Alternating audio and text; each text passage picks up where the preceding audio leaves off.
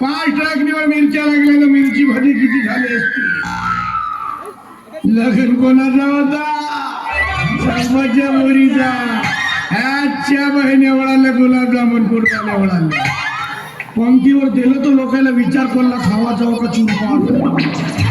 एक विशेष माणूस हातोडीने फोडायला पाठवा तेव्हा लोकांना फोडो गुलाबजामुन. मग लग्न कोणाचा होता? मोरीचा. ह्याच्या बहीण छत्री एवढाल्या बाप असे घरून लोकांना वाचलेवाले घरी धरून जा. लंब्या चवडीच्या शेंगा सगळ्याच बनवलं. नूडल सारखे चुरपत ना वाचल्या खांद्यावर मांडून घरी ने. लग्न कोणाचा होता? संपतच्या मोरीचा. हे मिठा एवढाली पाटोडी कापू खात तरी संपत नव्हतं. मग लग्न कोणाचा होता? संपतच्या मोरीचा. का मजा गो अच्छा म्हणतो माझ्या पोरीच्या लग्नाचा माझा.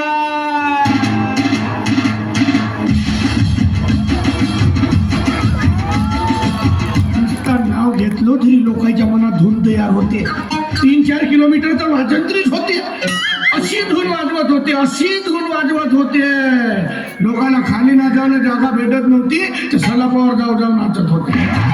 जे वावरात होते ते वावरात नाचत होते. मग लग्न कोणाचा होता? संपतच्या मोरीचा. अरे एक घोडा लागत होता तरी 2 पांढरे शुभ्र घोडे बोलावलं. जावई माझा दष्टपुष्ट आहे.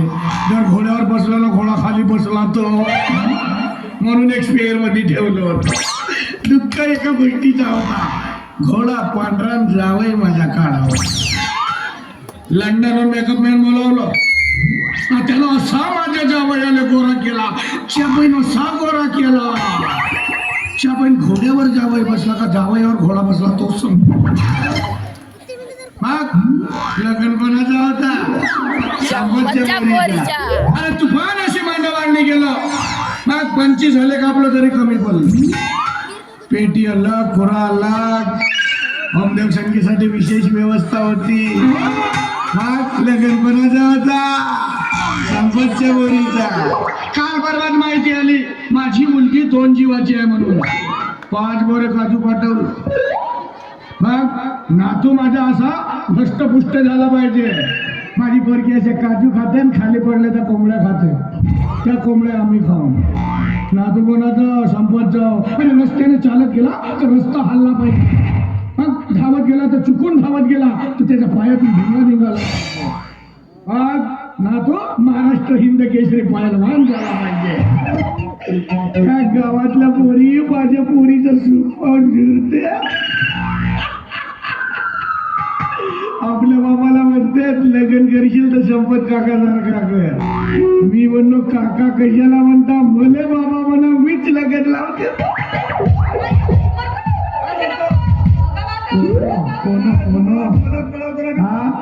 अरे पहा कोणाचा उद्योग गलीला तर पोरीला सुटवत नव्हता. कोणाचे होता आपण सुटाव तिला सुटाव ना तिच्या माय बापाला सुटाव. बळव्यानं कशी पोरगी पैदा केला ते.